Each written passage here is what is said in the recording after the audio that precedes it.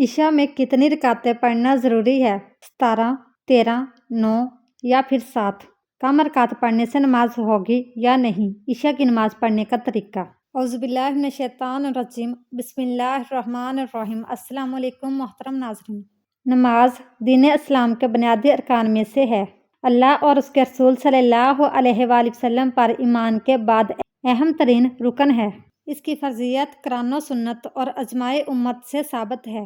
یہ شب معراج کے موقع پر فرض کی گئی قرآن و سنت اور اجماع امت سے ثابت ہے۔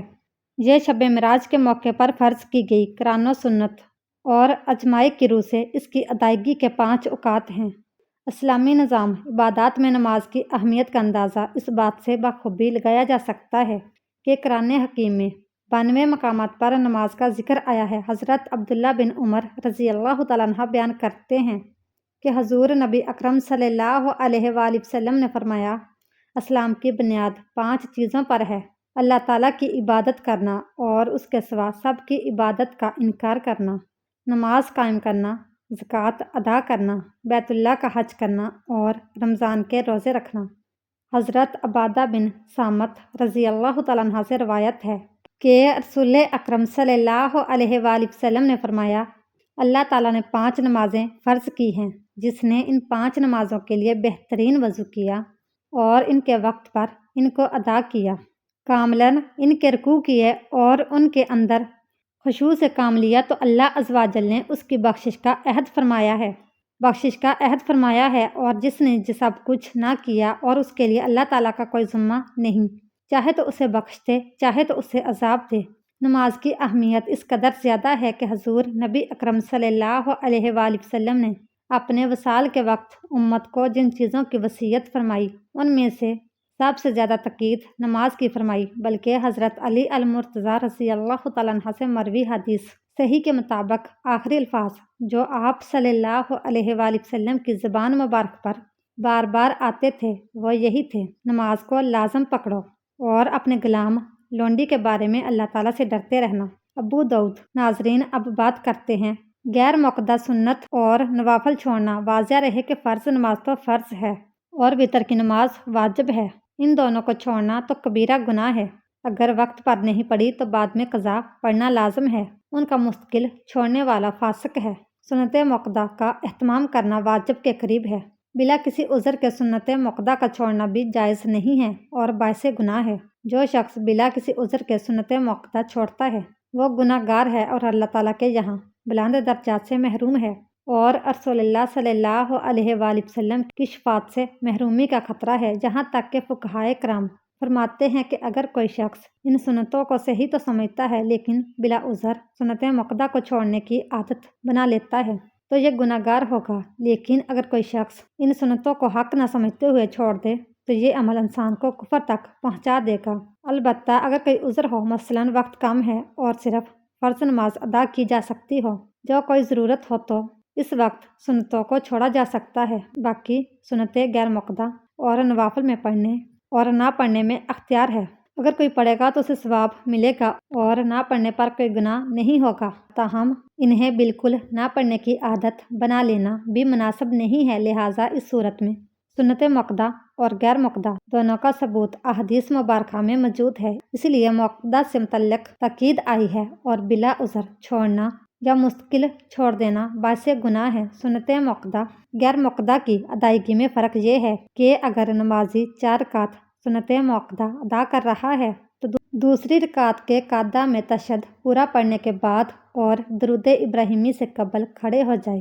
تیسری اور چوتھی رکعت میں سورہ فاتحہ کے بعد کوئی سورت ملا کر معمول کے مطابق قعدہ کھیرہ میں تشہد، درود ابراہیمی اور دعا پڑھ کر سلام پھیر دے، جبکہ سنت غیر مؤکدہ کی ادائیگی کے دوران دوسری رکعت کے قعدہ میں تشہد کے بعد درود ابراہیمی اور دعا پڑھے، پھر تیسری رکعت کے لیے کھڑا ہو جائے۔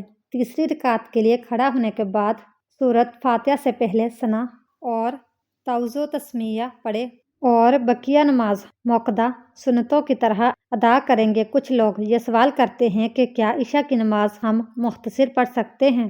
اگر طبیعت ٹھیک نہ ہو تو کیا 17 رکعت سے کم پڑھ سکتے ہیں یا پھر 17 رکعت پڑھنا ضروری ہے؟ ناظرین، نماز عشاء میں 17 رکعت پڑھی جاتی ہیں۔ یعنی 4 رکعت سنت غیر موقدہ جو فرضوں سے قبل ہے، اور اس کے بعد پھر 4 رکعت فرض، پھر 2 سنتیں موقدہ فرضوں کے بعد، پھر 2 نفل، اس کے بعد پھر 3 وتر، اور اس کے بعد پھر 2 رکعت نفل۔ یہ ٹوٹل 17 رکعت ہیں۔ اب ان میں اگر کوئی شخص سنت غیر موقدہ کو چھوڑ دیتا ہے تو کوئی گناہ نہیں ہے اسے، لیکن پڑھنا چاہیے۔ رسول اللہ صلی اللہ علیہ وآلہ وسلم کا فرمان ہے جس کا مفہوم ہے کہ قیامت کے دن اگر کسی شخص کی فرض نمازوں میں کوئی کمی رہ گئی ہوگی تو نوافل کے ذریعے اس کمی کو پورا کیا جائے گا، یعنی نوافل بھی پڑھنے چاہیے۔ ان کے پڑھنے کا بہت زیادہ اجر و ثواب ہے اور بہت زیادہ فضیلت ہے۔ سنت غیر موقدہ اس سے کہتے ہیں، یعنی مان لو اگر کوئی شرعی عذر ہے تو آپ چھوڑ سکتے ہیں، یعنی سفر میں ہیں، طبیعت ٹھیک نہیں ہے تو آپ ان کو چھوڑ سکتے ہیں، کوئی گناہ نہیں ہے۔ اب اس میں جو 4 رکعت فرض ہیں یہ ضروری ہیں۔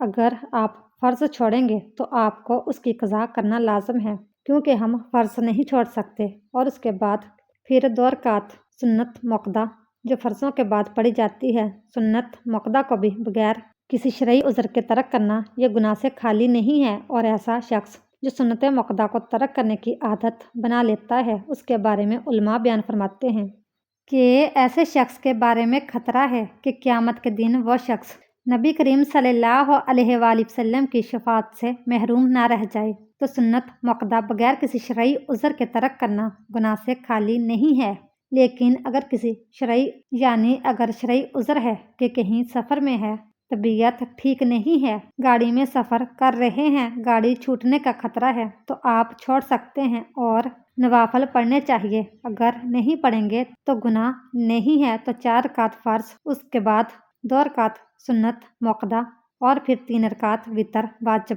یہ نماز عشاء میں ضروری ہے، ان کو آپ ضرور ادا کریں۔ وتر واجب ہے، اور اگر وتر آپ چھوڑیں گے تو ان کی قضا آپ کے اوپر لازم ہے۔ تو کم سے کم 4 رکعت فرض، 2 سنت فرضوں کے بعد، اور اس کے بعد پھر 3 رکعت وتر واجب، یہ ہمیں ضرور ادا کرنا چاہیے۔ اور نوافل اگر آپ پڑھیں گے تو بہت زیادہ اجر و ثواب ہے، بہت زیادہ فضیلت ہے۔ اگر چھوڑ دیں گے تو کوئی گناہ نہیں ہے۔ اللہ پاک ہمیں بہتر عمل کرنے کی توفیق عطا فرمائے، ہمیں 5 وقت نماز باجماعت ادا کرنے کی توفیق عطا فرمائے، ہمیں نیک کاروں میں شامل کرے اور ہمارا خاتمہ ایمان پر فرمائے، آمین۔ اس طرح کی مزید اسلامک ویڈیو دیکھنے کے لیے ہماری ویڈیو کو لائک، شیئر اور چینل کو سبسکرائب ضرور کیجیے گا۔ Thanks for watching.